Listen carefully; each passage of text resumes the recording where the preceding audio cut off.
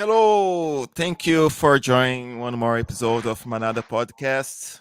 Very happy to have you here. Finally, gonna talk about few topics and introduce yourself, Mr. Dennis.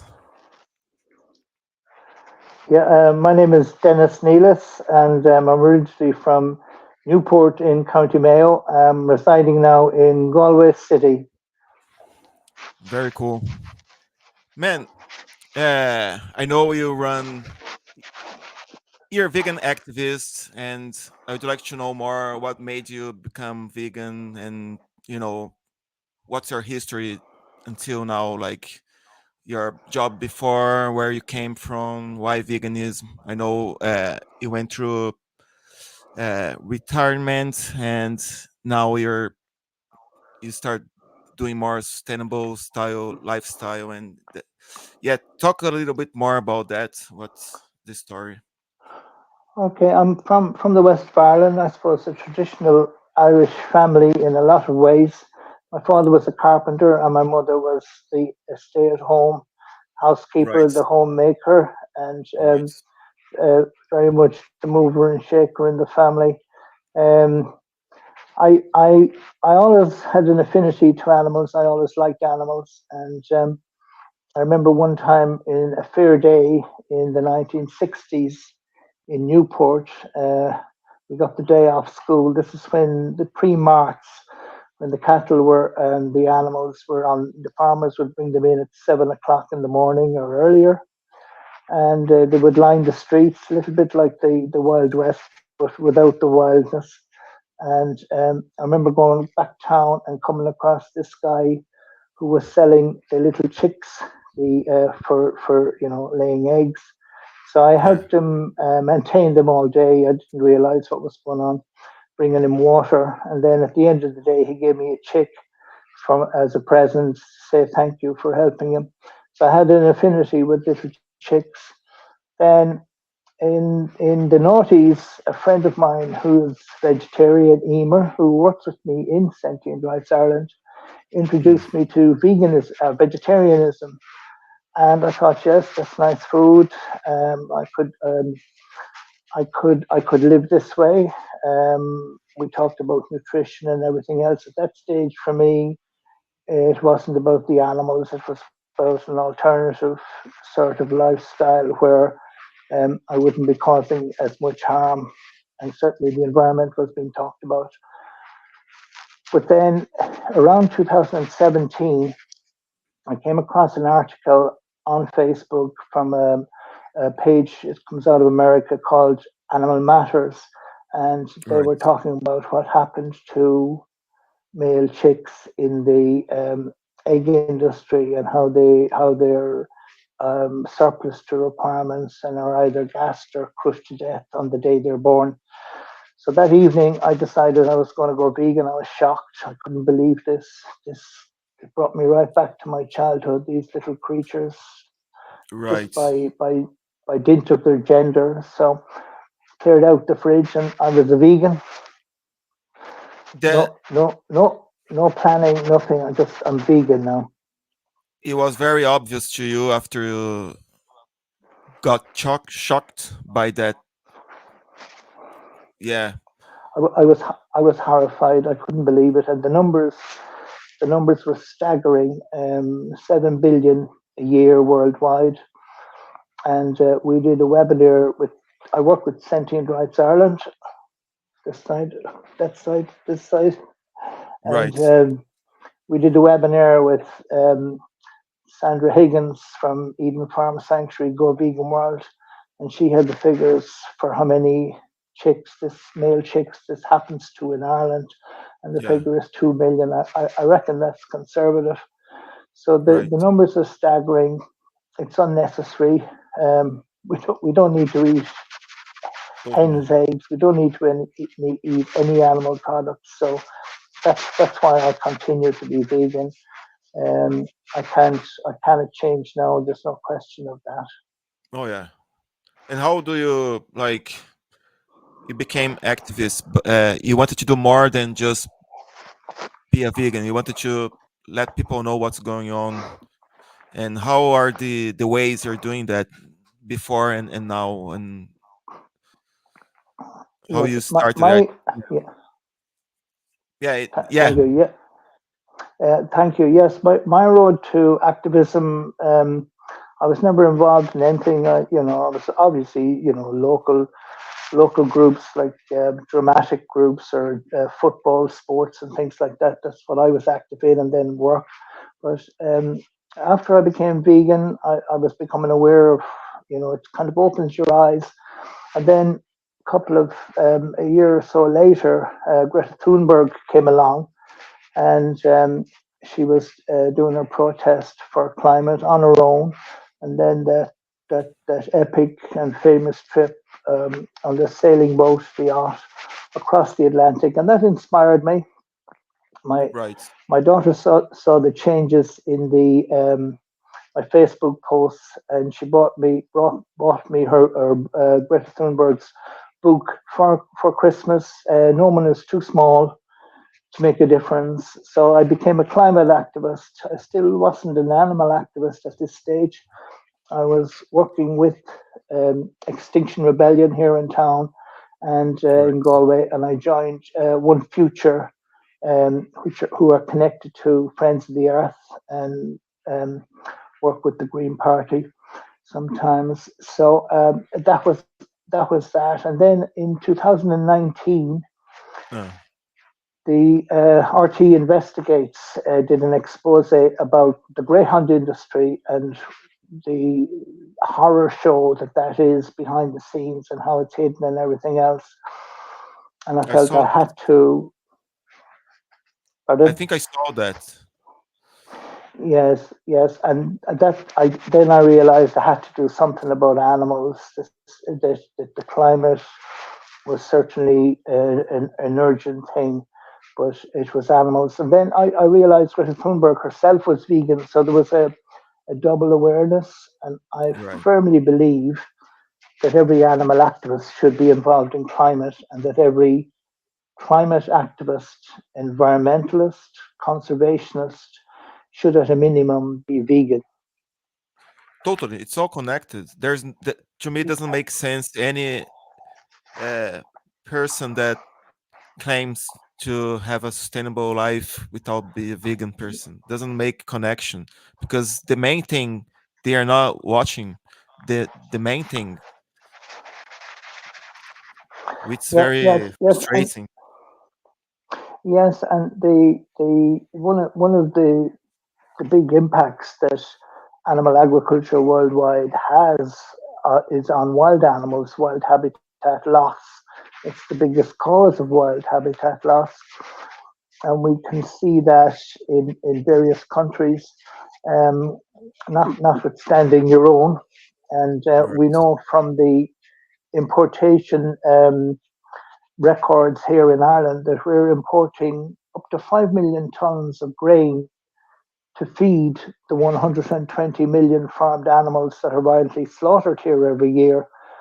This grain comes from all over the world, but mostly from Argentina and Brazil, the rainforest areas.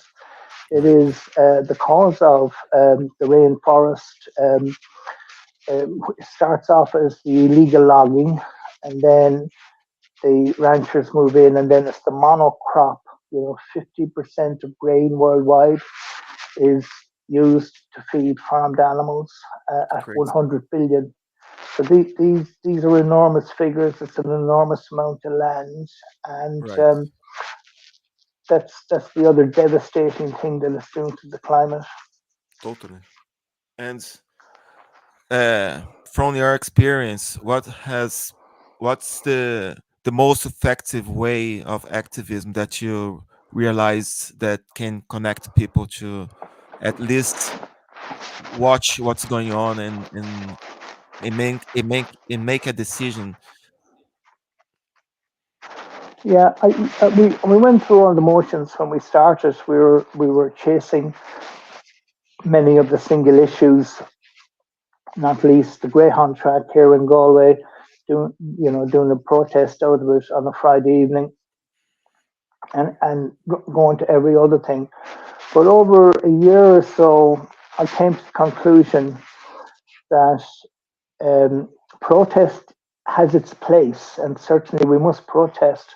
But I felt in terms of animal rights, and this is where we moved from single issues and concerned with animal welfare um, towards animal rights, that something else is needed other than protest. And of course, Sentient Rights Ireland is a political party, so it's really our job to to show leadership, to show the way out of the problem, Yeah. as opposed to just being a protest group.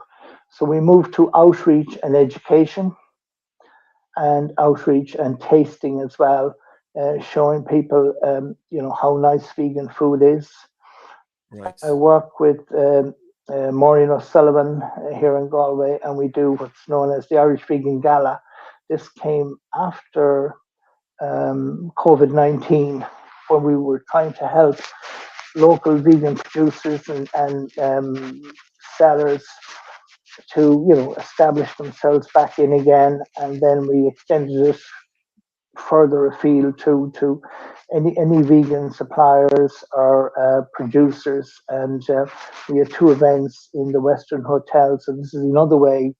This was also to provide a social setting for vegans. We're Yeah. thin on the ground. I know we're growing, and the numbers are more than stated for the most part by Board Via. It's much more than that. And in my own time being vegan from around 2017 to now, I can see the how vegan products are beginning to appear more and more in the multiples, all the big shops. They weren't there in 2017 so much.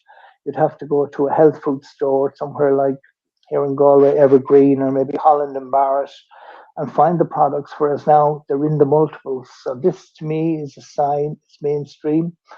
All these shops are not doing it because they're um, ethically motivated. That's not to say they don't have ethics, but they do sell animal products as well. So I think this is a sign that we are beginning to move, if not Those, mainstream, then certainly out of the margins.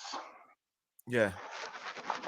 And you think Um, you believe we are going through that way in the future? Like, do you have that expectation that the future is vegan, or you feel like it's just something you feel like you need to do it, but you know that it might never happen? How do you feel about that?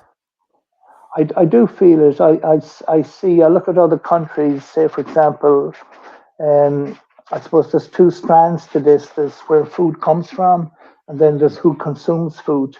So if we look at who consumes food, that's anybody, any human being, and that's who veganism is aimed at. Um, in Germany, they put the vegan products, the protein products, um, side by side, head to head, with the animal products in several of the multiple stores over there. They're very motivated by climate. They realise the emissions coming from animal farming, as well as the ethical considerations. And of course, they're very aware and very honest about the health implications of consuming animal products, which, processed animal products are carcinogenic. A1, meaning they definitely cause cancer. Red meats are carcinogenic. A2, meaning they probably cause cancer, but still between the whole lot, cancer is going to be in there. Heart disease is a problem. So in Germany, they put on one section um, the vegan plant-based products, and then right beside them the animal products. Right. And in a period since 2016, since 2018, um, the sales of animal products have decreased by 16% in Germany, and that's why, because they put them, um, one against the other, not hiding them around the corner. So I think that's where we have to go. We have to go Right. head to head, and we should urge the supermarkets here in Ireland to do the same, Right. offer the alternative. Yeah. But are you guys working on trying to do the same, to try to get the same approach as German did? Yes, we have, as well as the outreach and education and outreach and tasting, we do a type of activism called total activism. So that's where we would contact people by email, online, Right. um, and physically on streets. This is done in a spirit of peacefulness at all Right. times. Right. We are gifted that we live in a liberal democracy where there is association, free association, and freedom to demonstrate, provided you stay within the zone of peacefulness and not be threatening. Yeah. And certainly, we have found that in any of the towns or cities that have been all over Ireland. Um, we go about our business in a peaceful way. That is, of course, the vegan ethic. It's about peace, Yeah. world peace. Yeah. Peace on your plate translates into community peace, into international peace. Ha- have you been in a So, situation? Yeah. Sorry. You can go so, ahead. sorry, yeah, email campaigns are a huge part of what we do. A huge part. That's cool. Yeah. Yeah, I was gonna ask if you have been in a situation that people come to you guys confronting and try to piss you guys off, asking those stupid questions or trying to, confronting, and how you deal with that. Um, I think the most place you find the confrontation is online. We have the keyboard warriors. Come on, I love bacon, and Yeah, yeah, all the old chestnuts, all the old tropes humans were yeah. meant to eat. This is why we have Oh the yeah, canine teeth. yeah, One thing and another, and we're top of the food chain, and yeah. we've heard them all before, but you don't sort of get that so much on the street. Um, Right, we it's more, we find people coming towards us. We have an eight right. foot high banner, and it proclaims it, and the amount of goodwill in society towards animals is really, it's incredible. We see, so many times, there's so many touching, um, really emotional situations where I find with older people, these be, pensioners, could be a little old man or a little old woman, and they come along and say, what's this for? And we're saying we're animal rights, and they go, oh, it's for the animals, is it? And we say yes. And they'll give you €1 or €2, and then there was one pensioner. She was on her way to get her pension in Galway one day last summer, and she counted out 165 in change. And she Uh, says, here, this is all I have. And we were all very moved by this. This was all she had in her purse. She counted it all out. It was brass, was copper, wow. everything. She gave us the whole lot. And I thought to myself, gosh, that might have been, going towards a cup of coffee downtown. But here she is. She wasn't questioning, whether it was what exactly we were doing, but it was going to help the animals, and that generosity of spirit, that goodwill towards Totally. animals by decent people, good decent people. Yeah, yeah, Yeah, it's very touching. yeah. Sometimes they all they need is to get the first connection. Some people live their lives years and years and they don't stop to realize what's going on in the industry, and then once they face some activists on the streets or online, and they kind of wake up, wow, that's what's going on. It's kind of the same that happened to you, I think. Like you spend your day life without realizing how bad and it happens to everyone, I think, in that nobody knows because everyone tries to hide from us, isn't it? Yes, yes, I think that there's a certain amount of people. I don't know if the statistics on this or not, who are natural empaths and would have an emotional connection with animals and for other people as well, because veganism itself is a social justice movement as described by the early vegans in the 1940s in the UK, people like Donald Watson, Kathleen Genoway, Leslie Cross, and others. And they talked about veganism is for animals, certainly and primarily, but certainly for humans as well. We should be, good to each other. Um, and also they talked about nature. Obviously, there wasn't a climate crisis in the 1940s, but they were reacting in part to the horror story that was the Second World War. They would have been getting that as news, where most people hear about it now if they hear about it through the history books. So it's quite a different experience. Um, so yeah, so that's what we're doing. It's a good message. It's a message Yeah. for good, and I think we all we have to do is just keep repeating it. We don't need to embellish it. We don't need to Yeah. pull strokes. We don't need to do stunts. We Right. just need to keep sending out our good news, Yeah. the way out of this, and I think it will help. I see people who are attracted to our organisation. We have lots of good people in our ranks. They come from a background of animal rescue going right back to the 1970s, Right. frontline activism, and the one thing they all seem to have in common is they're fed up of the gore. They're fed up of, they've seen firsthand. That's what's been working with what happens to animals, and it's domestic animals, it's wild animals, and most of all, it's in terms of numbers and horribleness, it's farmed animals. So this is what we're made up of, our group. Right. And Yeah, yeah, what's the scene of Galway? How does like we, as far as I know, we have only one vegan restaurant, like 100%, which I yes, don't know.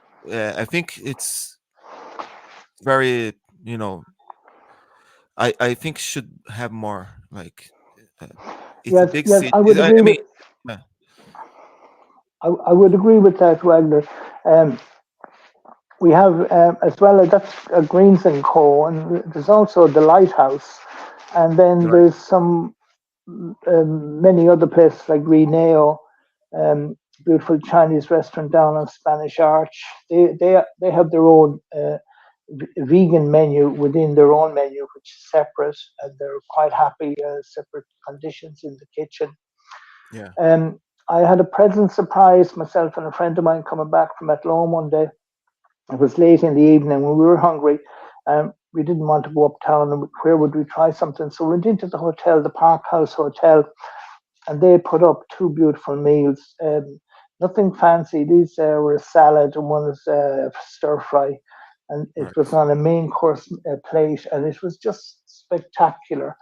Yeah. So while there's no dedicated restaurants and cafes, are very few, um, everybody is doing choices.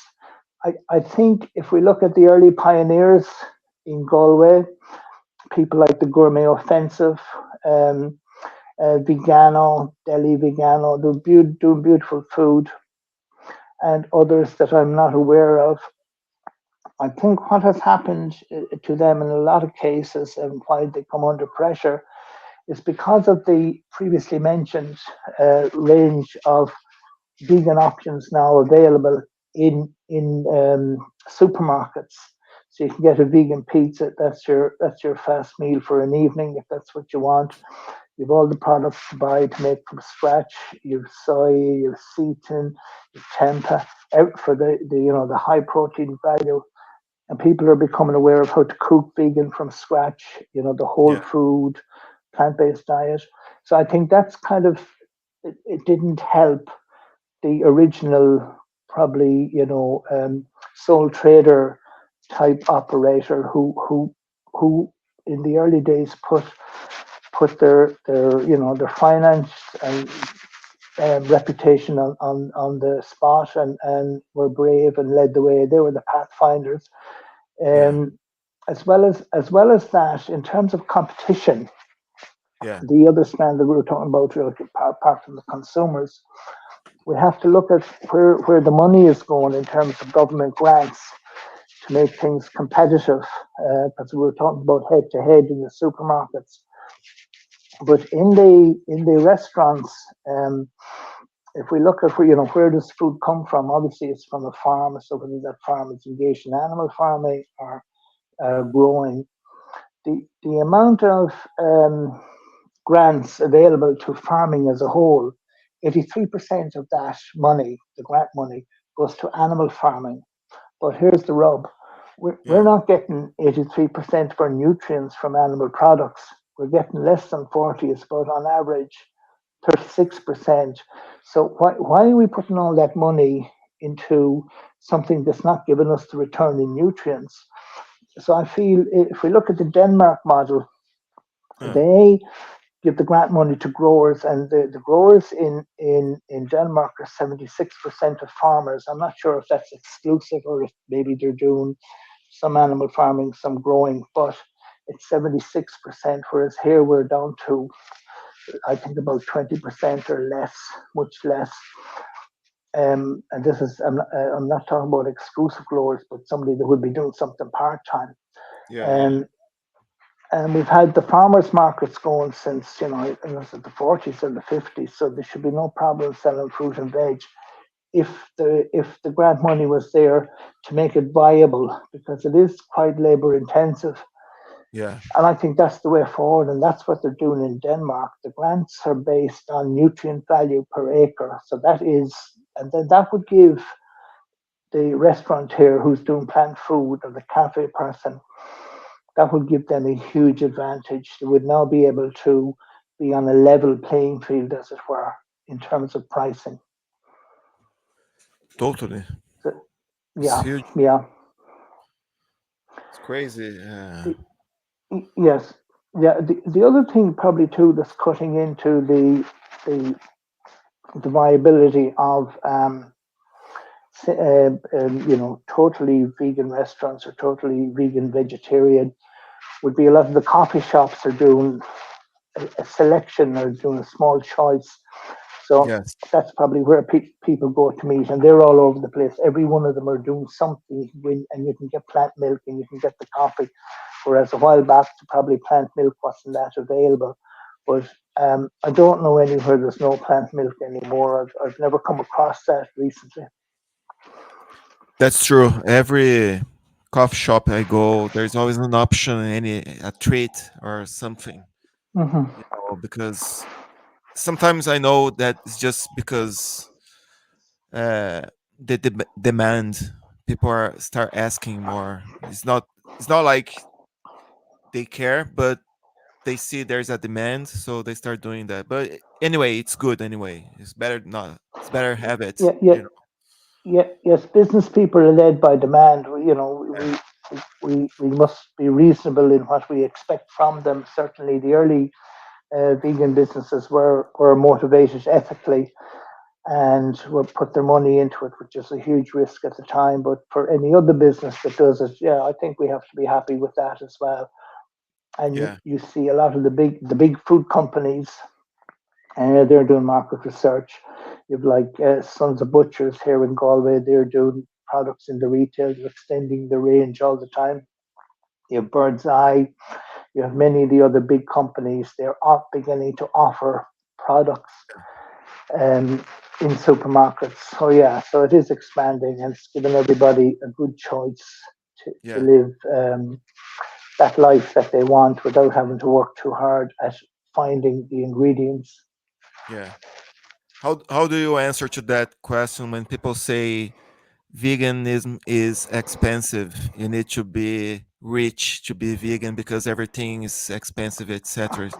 What's your opinion on I, that? I think that's changing, and it's I don't know if it was ever valid. I mean, you can put together a good meal, nutrient value. I would say there's probably a lack of awareness in terms of how to cook vegan. I mean, I'm learning every day, and I'm at this for 7 years. Um, I think that apples are vegan, all vegetables are vegan, all the legumes are vegan. Totally. Most things are actually vegan. So Yeah. um, Yeah. the idea of just taking the animal product off the plate and then what I've left is that'll be my vegan meal. That's actually how some people think who aren't aware of the possibilities. But if you go to a nice cafe or a nice restaurant or upmarket, what a good chef who's tuned into it can do with vegan food is just out of this world. There's Totally. a company down, and the vegan cheeses, there's a company down Yeah. in Ennis, County Clare, vegan Hungry Soul, Bob Christie in Cork turning out fantastic cheeses. What these people can do. We have Frida's Nibbles, you have Deirdre's Bakes here in Galway. They turn out beautiful food, both savoury and sweet. It's just amazing. The Yeah. range is fantastic, and the price is not prohibitive, and that's without the grants not being equal. But if we get a little bit of equilibrium on the grant money at source, where they're growing it, there's no Right. reason that vegan it could be much cheaper, much Yeah. cheaper. Yeah. And also, I totally agree. And also, there's one thing is people they think they forget that simple things, basic things are vegan, like you said, like rice, vegetables. They don't connect those type of food with the veganism. They think veganism is all about buying beyond meat things Yes, like that, and then they think they be like, oh yeah, I saw it's very expensive, and I saw some vegan cheese, but you have those options, yes, but you have the option yes. grocery stores and just buy this the lentils, the chickpeas, and whatever vegetable is, and it's totally cheaper than any other meat uh, meat based food. Absolutely, and I think if you're around some of the vegan pages or some of the vegan recipe pages and listen to what they're saying, what out, two or three or even four or five ingredients, um, it's quite learned very early on was to make my own homemade milk um, Yeah. from oat milk. With it's Irish grown, so it's local produce, organic.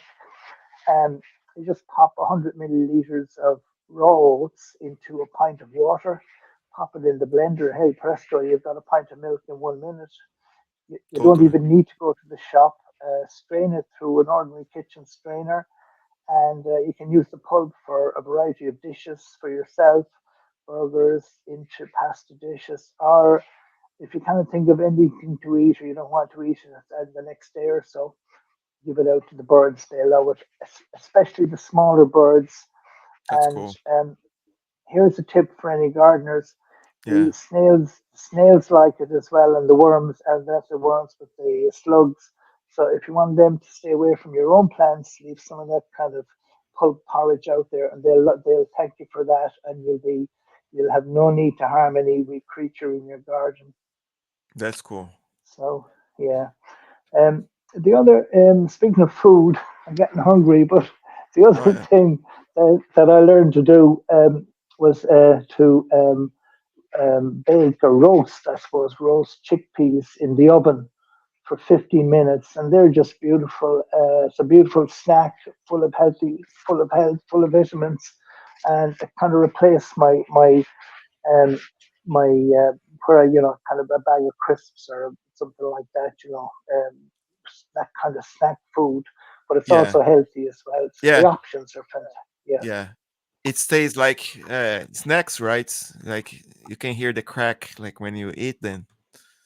So Yes. Yes. what Yes. what's the recipe? Yeah, it's 15 minutes on stove.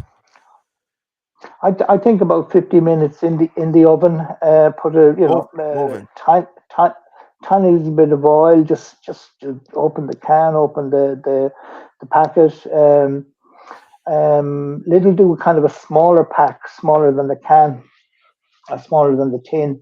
Pop it in the oven on a tray and a little bit of oil. And you can add then, keep an eye out for them as well. They go nice and brown. The center stays soft and Right. the outside is a crunch in it. It's Right. a bit like Right. popcorn. You might see one of them Yeah. popping. That they're definitely done then. Right. And to your taste, you can do them more or do them less. And then you can add any kind of taste regime you want. What I usually do is sprinkle a little bit of Ingevita B12, a little bit of mayonnaise, salt, pepper, turmeric. All You right. know, build, layer it all up, and you have a fantastic snack. I wish I had So chickpeas here. Now I'm hungry now. I don't Sorry think I have. about that. Uh, Yeah, so do you mean? next time. Oh yeah, I will do. I will buy tomorrow. Do you buy? You mean the chickpeas in a can, or you mean the one that you buy in a bag and then you have to boil? Which Um, one I, you buy? well, I suppose you could do the boiled one if you have time, but that Right, takes a while. I think the tin or the Lidl do one in a carton, and that's kind of a smaller portion.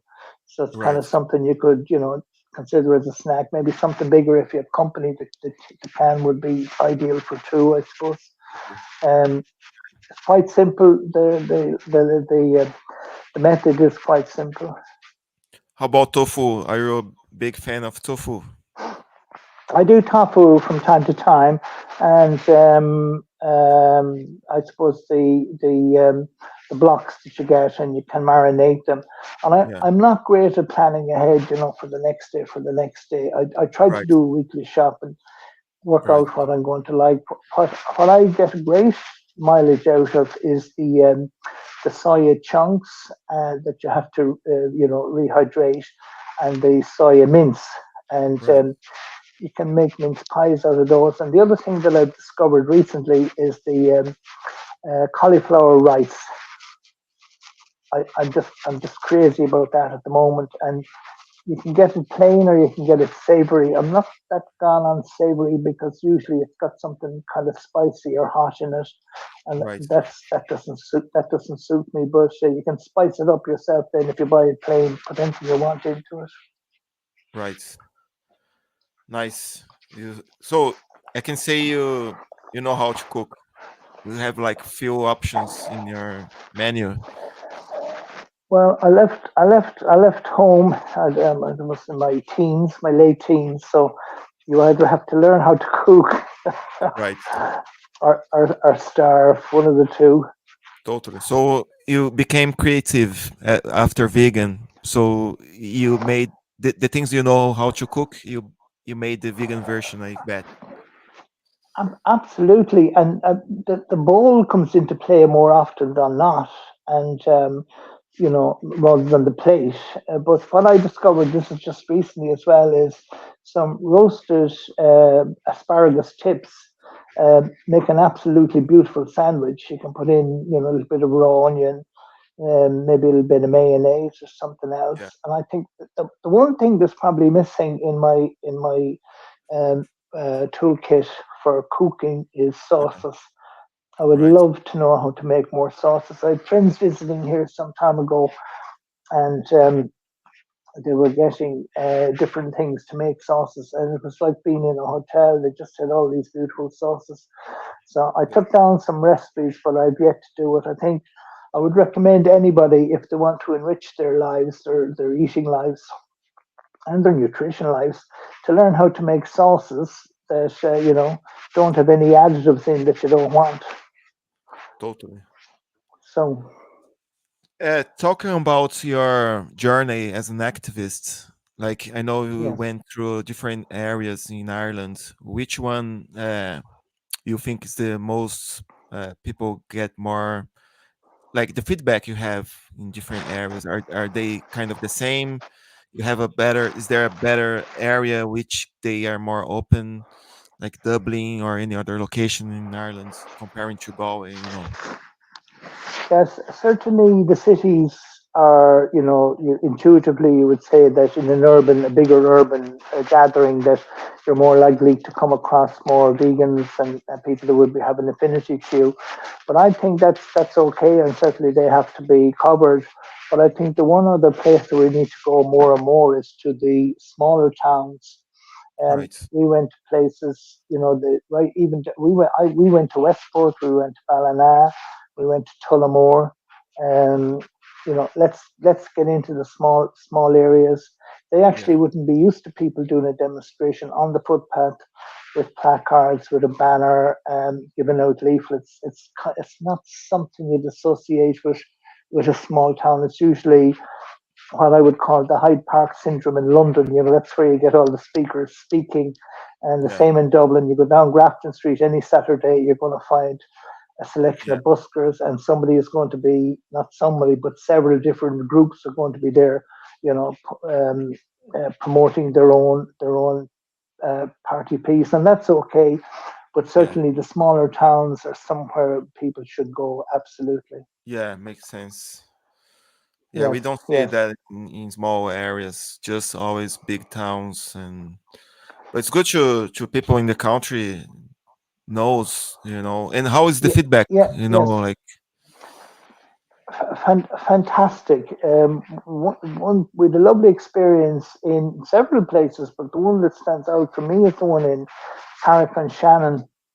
We were told the market square was a good place, so we didn't go inside because you need to stay on public property. But the guy that runs the place, the manager, whose name I just can't recall now, but he came, it's probably 2 years ago, a year and a half anyway.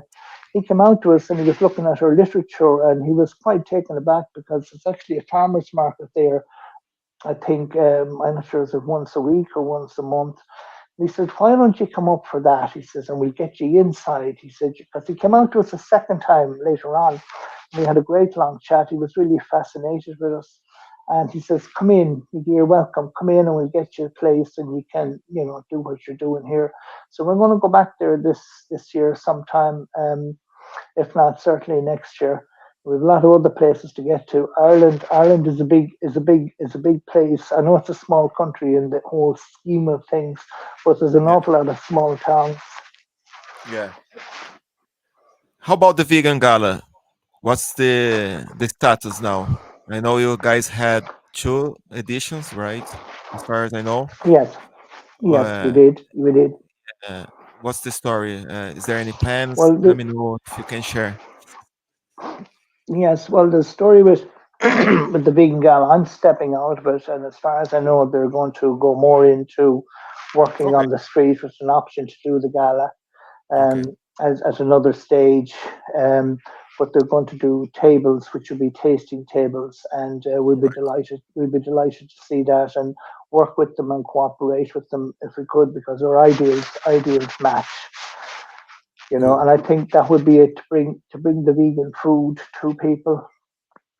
Yeah, I'm sure the suppliers would be happy to see the food being, tested elsewhere, other than the towns they're in, and that would be a good idea to promote the local vegan businesses there. So that's the direction they're going to be going in. So we're really looking forward to seeing them taking that off, getting down into the smaller towns. I think that'll be fantastic. yeah, yeah.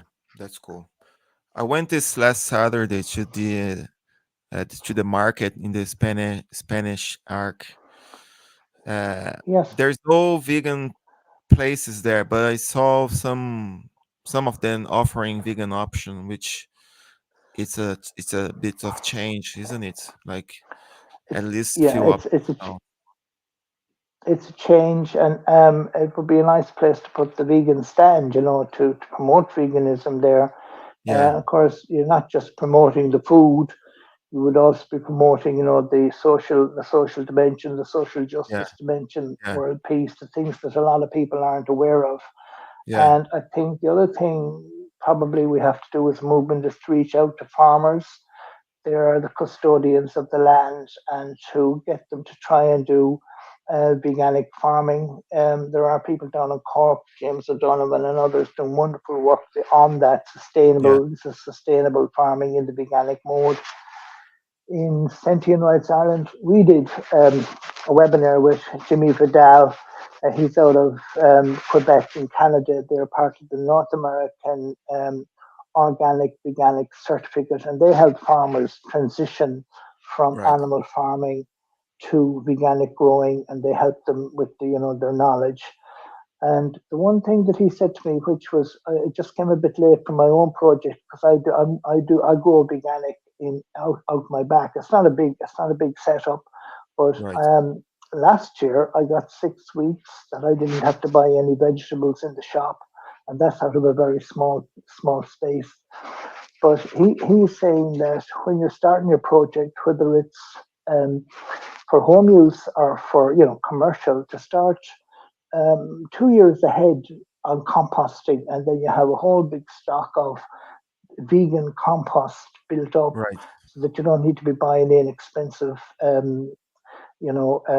manure. You don't need to buy manure anyway because it's organic, but you don't need to be buying in expensive fertilizer. So that's one way the whole thing can become much more sustainable. That's cool. It should be nice to have you guys there in the market. If you can, if you guys, I don't know if there's a license to be there or something. Is this the one at St. Nicholas? St. Right. Nicholas Church. Yeah. Yeah, we'd love to be down there, and we're going to talk to Galway City Council and see can we get a place. Yeah. Um, we've been offered a gazebo. And see how it goes. Yeah. Get the word out there, be visible, and get your story out. And because I think a lot of people don't understand or don't know what's happening to animals in food production. Yeah. It's not some. I mean, I grew up in rural Ireland, and I wasn't aware of um, the ongoing horror story that Yeah. animals in food production or any animal use. Totally. That's why we activate for animal rights. Totally. The cessation of the use of animals and treat them with respect, with the Totally. way we'd like to be treated ourselves. Yes. Can you So talk about the political party? Uh, how it yes, was founded and etc. Who is ahead? okay. So we started off. The first meeting we had, there was 6 people at it. We were in Athlone, and we just about had the price of the room, but we discussed it at that time, and we were of the opinion we wanted to get a political party going, but not everybody was on that particular opinion, and they thought that maybe we should start out a grassroots movement and then change into politics. But Right. we, in democratic mode, everybody had their talk, and then we put it to a vote, and the vote went 5-1 for a political party. We choose politics not because we have, political ambition ourselves, Right. but because it offers us a platform to reach out to a wider audience than you would online. Because I think online we spend a lot of time talking to each other and upsetting each other with images and one thing and another. Have you seen this? Look at this. This is terrible. And of course, it is terrible. But the politics platform, especially, allows us to reach out to the general public, and I think that's very, very important. Totally. To- Um, we're on the verge of being becoming registered as a political party in Ireland, and we're really looking forward to that. That will give us a higher profile, a higher status, and I was mentioning the total activism. We have a press release department. We have 2 wonderful people working in there, Roisin Baggett and Liz Connery. And we do any public events. We do a press release on that. So last year we were quite successful, or they were quite successful, in getting us into a newspaper here in Galway. And for the first time, thanks to the City Tribune and Mr. Bradley, journalist, we got into um, the Echo, and they talked about animal rights and stopping the use of animals. To the best of my knowledge, that's the first time that was featured in an article in a friendly way, as opposed to Very being cool. ridiculed. We also got on a radio station down in the southeast of the country, and we got several mention in some Dublin publications. So we're really, really happy about that. That's awesome. Um, Yes, yes, we really are. So they're the small incremental advances we're making all the time, and that's why I come to the conclusion that you just need to be out there repeating your message again and again. Totally. And And yeah, I think, yeah, that's kind of where we're at on that one. yeah, I think that's the very efficient way to reach out more people. it needs to be done like that as well, as one more way to aware people of what's going on. People can be like, oh, it's one more political group, but if you want to make a change, that's where to go. The more efficient way to, if you want to the veganism to grow and people get aware what's going on, it needs to be someone there in that field that can kind of be the key person to make more people get aware of what's going on. Not Yes, only about I veganism, think it's so. about sustainability as well. But sorry, I missed that bit. It's about sustainability and environment. It's not Yes, only yes, the vegan cows. It's not a it's not the vegan guy, the vegan craze person that wants to stop making people stop eating meat for because they believe in the cause. It's more about that. It's more than it's about environment. It's about survive. It's about uh, the world. absolutely. There's so much about it, and once I realised where I was heading with veganism, it was quite easy for me to do it because it aligned perfectly with all my world views that I had built up, the sense of fair play, the sense of justice, and certainly from the point of view as somebody who is a parent, I have a daughter, so lovely girl Rachel, and I just hope that the best for her, as always, as any parent would. I'm not particularly unusual in that respect, or unique. But if we are to have a future civilization, this is without doing any kind of scare stories. It has to be in the veganic mode. I mean, the plant-based society. Emissions from animal farming in Ireland are running at 34%. And if we add in the factor of 10% for deforestation, we're up at 44%. That's not Right. very far from 50% from one industry alone. So Yeah.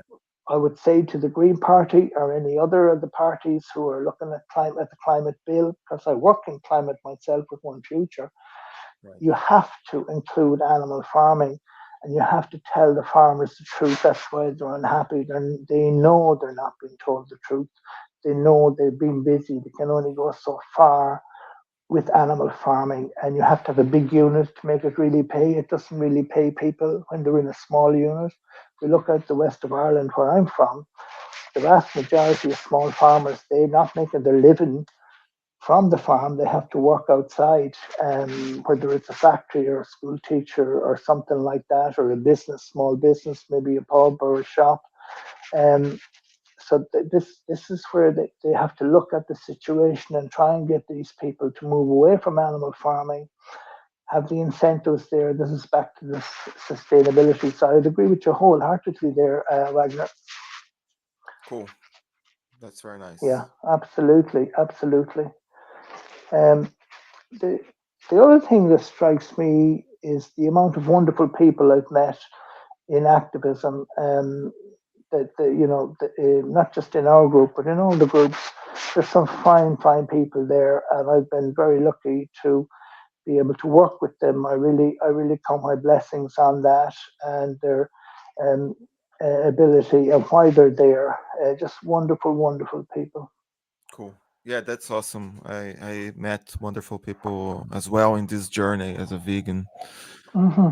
and yeah, we are nearly an hour. And let me know, share whatever you want to share. Any news that you feel it's important to share with the audience. Well, I'm sure we'll be finished in about 20 minutes after I go. Why didn't I say that?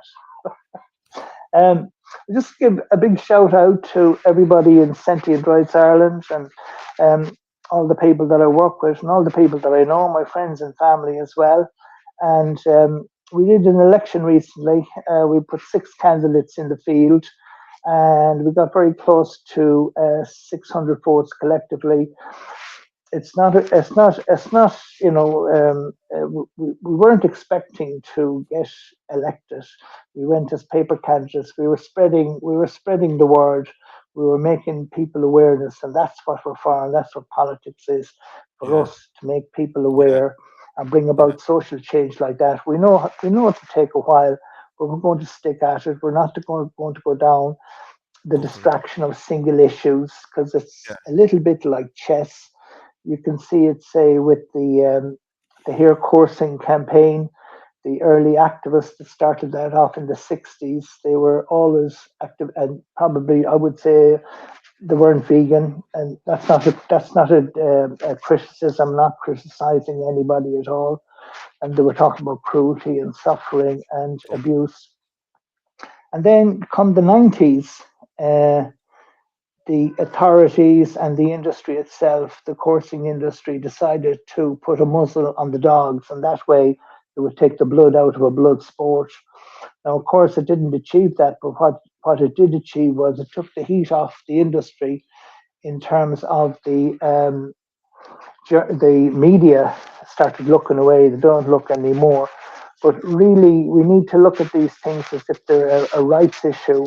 And John Tierney, one of the leading activists at that time in the 90s, who's still around today and still doing the do, he said it's not just about that. It's not about the cruelty. It's also about respect. So that's the beginning of awareness. Um, After so many years, we have a visitor here. This is Mr. Timothy. Um, Hey, Timothy, you're going to have to come out of the way. I'm speaking here. He's just saying hello. So, uh, It's okay. Is a she? yeah, Is a he? this is he. This is Okay. Timothy. Timothy, good boy. And Hello. yeah, so I forget where I was. Oh, yeah, here, of course. So, yeah, so the realization was that it's about respect. So that's what we have to put forward and get into people's minds, that it's about respect for animals. And if we keep harping on about cruelty and suffering and abuse, we're just going to get more animal welfare. And from that point of view, we need to promote and keep promoting animal rights and an end to all the animal use. And that would open up a fantastic new horizon and a new realization and existence for all of society, for all humans, and for the earth itself. It would really make the world a wonderful place to live in. That's not a lofty idea, that's not a pipe dream. um, we're not looking for nirvana. We realize there are problems, but the amount of violence that we have in society connected with vulnerable people is definitely related to the violence that we have on our plate. There's no question about that. So anybody listening this vegan, well done to you. Anybody that knows me, great to say hello again. And the people who aren't vegan, please consider it. Please go vegan for the animals, for your health, and for climate. Thank you. Perfect. That's So, that's the message yeah, of the night. thank you very much, Wagner, for having me on. Sure. We persevered with the technical problems at my end. You're a man of great patience. No, you're very good. You're very good. It was no problem. I know those things happen. Yeah, And yeah. let's do it again anytime soon. Thanks so I much for your enjoyed time. it. Thank And you. Thank you I very much. will. Yeah, cool. Thanks so much. I will Yeah. Okay. play the. I will play the intro song. But Okay. stay connected. I will end this recording, but stay connected and I get back to you. Okay. I'll stay in touch. Thank you. Take care.